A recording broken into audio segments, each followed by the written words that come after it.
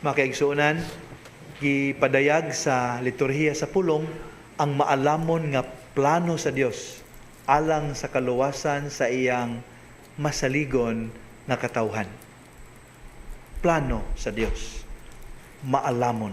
Not just any plan, but wise plan of God.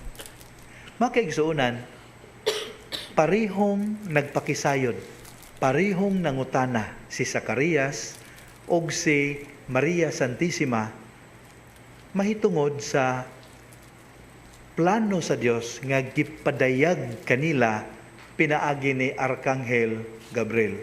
Pareho silang nangutana.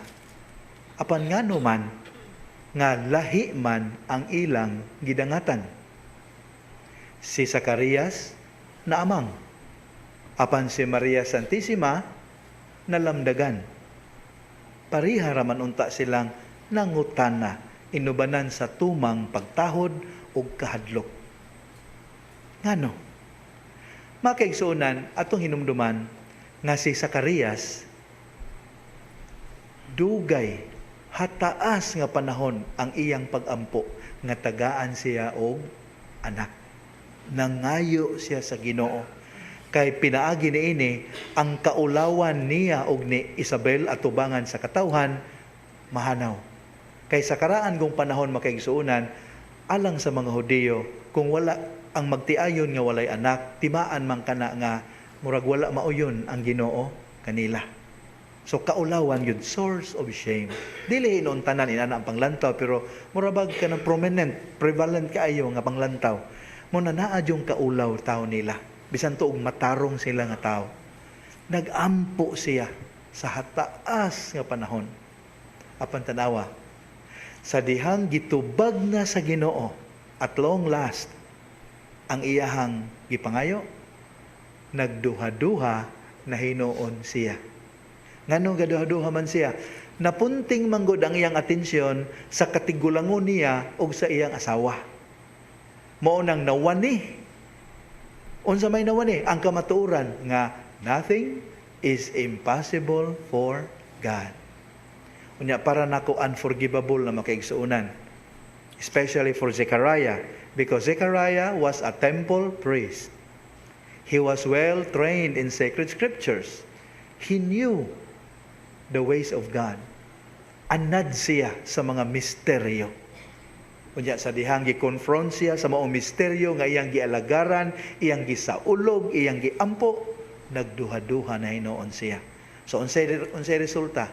Gibawian siya sa gift of speech. Nganong sa tanan nga pwedeng ikapahamtang kaniya kana man yung gift of speech kwaon. Pwede man to siyang mabuta. Pwede unta siyang makiang. Pwede untang sulan og gout kay tiguwang nagod. O musakang sugar. Haron matagam. Pero wala. Speech ang gikuha. Ngano man. Kay unsa man po'y ipadayag niya nga ang purpose of speech is to proclaim that which is good, the beautiful, and the true. Unsa may ikapadayag niya nga siya mismo nagduda man sa gipadayag ngadto kaniya sa anghel nga good, beautiful, and true. You cannot give what you do not have. So may pagkuha. Mo to'y gidangatan in taon ni Zacarias. But mind you, Zacarias was a righteous man. And he fulfilled God's commandments and precepts blamelessly in the sight of God.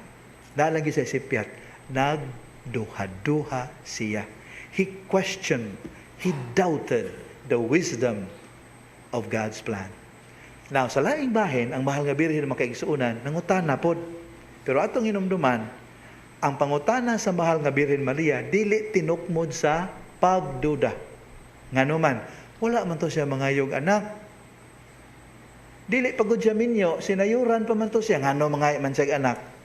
So, sakto jud kay nga ikaw, wa ka mangayo anang butanga, tagaan ka, makuratan jud ka. Ha? Unsa, virgin birth, kinsa may mutuo ana, mamiligro ko ana da. O itong naagid siya pangutana, logical, natural questions of a human being confronted with a divine mystery. So, ang iyang pangutana, tinukmod sa tinguha nga makasabot. malamdagan. Dili tungod kay nagduda siya. Ug busa gitagaan siya sa husto nga tubag. Unya sa dihang nadungog na niya ang explanation sa anghel, bisan tuod ug wa kay siya makatugkad sa tumang pagpaubos o pagsalig sa kababuton sa Dios. Iyang gihatag ang the sweetest yes in the whole world. Kamo nga niagig uyab-uyab, kamo magtiayo nga niya dinhi, di ba, pagsugot ninyo sa inyong kapikas, gi-consider ninyo ang ilang pagsugot nga sweet yes. Kaning pag-yes po sa mahal nga birhen ngadto kang Anghel Gabriel, gi-consider ni sa mga spiritual writers nga the sweetest yes in the whole of creation. Ngano man, matud pa sa usa sa nabasahan ako, samtang kuno gasulti si Arkanghel Gabriel ani ngadto kang Maria, ma-imagine mo nga murag na ay a little trepidation in his heart. Hastang mga kaanghilan sa langit nga nagsaksi, hilom kay sila. Ngano man, kulbaan pud tingay kuno to sila. What if Mary would say no? Madelay na pud ang plano sa Ginoo. Dugay na kaayo ang plano sa Ginoo. Wa gid matuman. Kani mao na this is the moment mo nang gikulbaan jud kuno to sila. Nya ma-imagine mo the moment Mary said yes, kung pwede pa lang mo backflip si Arkanghel Gabriel, he must have done that tungod sa kalipay. Matud pa nining akong nabasahan. The sweetest yes. Yes nga tinukmod, dili sa pagduda, kundi sa dakong pagsalig, sa kaayo, sa kaalam, sa planong Diyos nan. Muna makaigsuunan nga kita gihagit nga sa ato di ay pagpamalandong unsay kabubuton sa Dios alang kanato, kinahanglang dili ta kanunay ganing gayran ining gitawag og pagkasigurista. Kay sa atong pakigrelasyon sa Ginoo makigsuunan, wala gyud nang kanang assurance nga tanan sa yon sabton, tanan atong matugkad dayon. Kasagaran mahitabo makigsuunan only in hindsight. Kanang nahumana nga atong pamalandungan na lang di mao di ay no. Mao di ay nga ginaani sa Ginoo. Kasagaran mao gyud na mahitabo nato. Rare kay nga natay foresight. Panagsara po ng insight, kasagaran gyud hindsight. Karon kasabot ako Lord, ngano gin-ani nimo. Sa ato pa, pwede kayo nga muhimutaan ang gitawag ni Soren Kierkegaard o sa ka-philosopher, leap of faith into the loving arms of God. Inana ko nun ng pagtuo. Sa panahon nga di ta kasabot, ingon ta Ginoo, wa ko kasabot ani pero imuham kaning plano. Okay, I will jump into the abyss of darkness knowing that down there your hands are waiting to catch me. Pero di ko kasabot, Lord. Di ako na istorya makaigsunan. Di usa ka bana nga lagot kayo kay ang asawa ba wa mangonsulta niya nga magbuhig iring. Nya pura buyag ra ba ning iring yung pagkabaho gyud og kuan oy. You know na, ay na lang di lang ko misigot kay hapit ang paniud to. Lagot kay bana. Sige yaw-yaw niya saon taman wa gyud mahimo kay ganahan gyud kay ang asawa ana. Usa ka adlaw na makigsunan nawa ang iring. Nawa gyud ang iring. Moto nga lipay ang bana, nga nawa ang iring. Parting lipayas bana. Lipay ang bana, nahugno ang asawa. Di na ganahan mo trabaho, di ganahan mo kaon, nausab gyud ang ilang relasyon. Apektado jud kayo ang asawa. Moto nag-uul na pud ang bana hinuon ibis nalipay siya. Mao to nga haron malipay ang asawa ni butang siya og post siya social media nga hastang picture sa iring, tagaan ako og kuan kanang 50,000 pesos ang makahatag og impormasyon mahitungod sa niining iring nga nawala, nga pinangga kay sa kong asawa. Ang asawa makaigsuunan misaka ang paglaom, naulian, so nibalik nagtrabaho, may namo tagad niya, naulian, pero wa pa gud makiting iring. O sa kadlaw niya na makaigsuunan ang barkada sa maong bana mingon, bay, risguha po na kita ko sa imong post. Risguha po ng 50,000 pesos imong premium, iring ra. What if na makahatag impormasyon, nakasayo na pangitawag iring, para pareha ra nagnaon ng mga iring. Patay gyud ka, ingan siya. Dili lagi, sure gyud ko. And nga naman, nairisgo bay kung wa ka kibaw asa taguoy ang iring. Pero kung ikaw nga nasayod asa ang iring gibutang, dili na risko.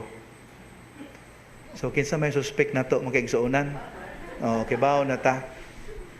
Pero kaning sitwasyon na wala gyud assurance si Gabriel nga mosugot ang mahal nga birhen. Why assurance?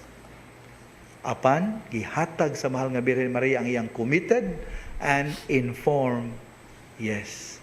Ug tungod niya na makigsunan naatay sa ulogon karon tungang gabi ang nativity of our Lord, because a simple woman, a woman we call Mary, dared to say yes to God despite the darkness of faith. Makinaot ta nga pinagi nini nga to ang misang gisaulog, makakaton ta sa pagsalig sa kabubuton sa Dios bisan pa man sa mga panahon nga it seems to be senseless to just trust in the mercy and loving plans of God. Amen.